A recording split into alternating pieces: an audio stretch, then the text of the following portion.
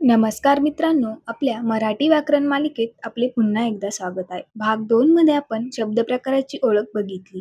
आज आपण त्या शब्दप्रकारातील पहिला आणि सर्वात महत्त्वाचा प्रकार म्हणजेच नाम याचा सविस्तर अभ्यास करूया. त्या अगोदर चॅनलवर पहिल्यांदा आला असेल तर चॅनलला सबस्क्राईब व व्हिडिओला लाईक करायला विसरू नका. चला तर मग सुरुवात करूया. नाम म्हणजे काय?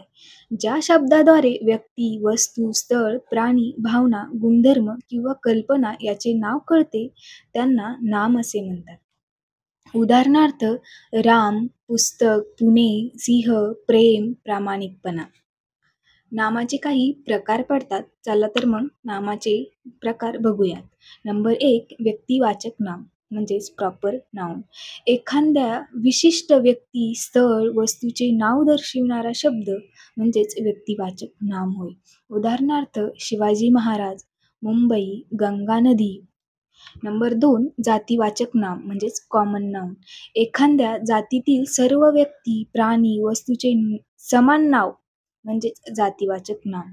उदाहरणार्थ मुलगा, शहर, पक्षी.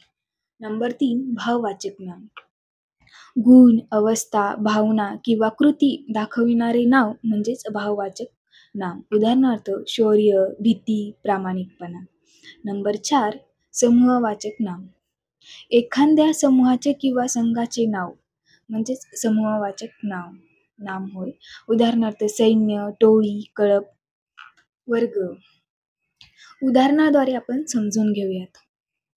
वाक्य सीमा शाळेत जाते. सीमा नाम, व्यक्तिवाचक, शाळा नाम म्हणजेच जातीवाचक. नंबर 2 दुसऱ्या नंबरचं वाक्य सिंहाचा कळप जंगलात राहतो. कळप हे एक समूहवाचक नाव आहे. वाक्य 3 प्रामाणिकपणा हा चांगला गुण आहे. प्रामाणिकपणा हे एक भाववाचक नाम. नामाचे लिंग. मराठीत नामाचे 2 लिंग असतात. नंबर 1 पुल्लिंगी म्हणजेच पुरुष दर्शविणारे, उदाहरणार्थ मुलगा, राजा. नंबर 2 स्त्रीलिंगी म्हणजे स्त्री दर्शविणारे शब्द, उदाहरणार्थ मुलगी किंवा राणी. काही नामाचे महत्त्व म्हणजे नाम हे वस्तू मूळ आहे, कारण प्रत्येक व्यक्ती नामाशिवाय अपूर्ण असते.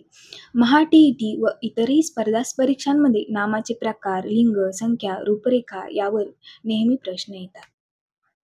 मित्रांनो, आज आपण नाम म्हणजे काय, त्याचे प्रकार आणि उदाहरणे पाहिलीत. पुढील भाग 4 मध्ये आपण सर्वनाम हा शब्दप्रकार शिकणार आहोत.